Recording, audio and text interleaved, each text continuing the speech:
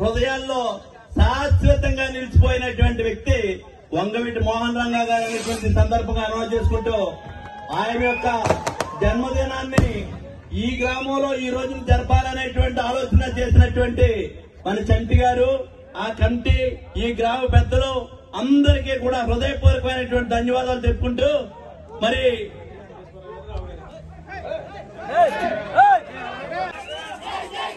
మాధవరెడ్డిపాలెంలో ఈ రోజున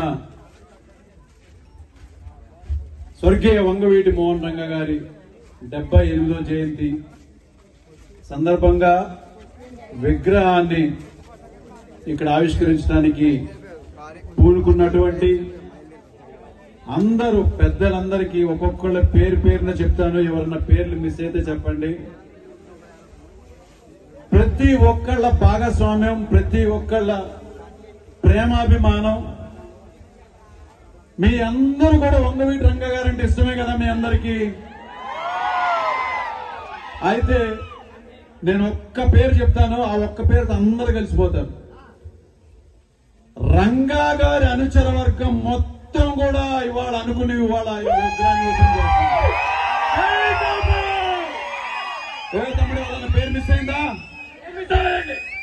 పేరు మిస్ అయిందా ఎవరిదన్నా? అవ్వదు కూడా.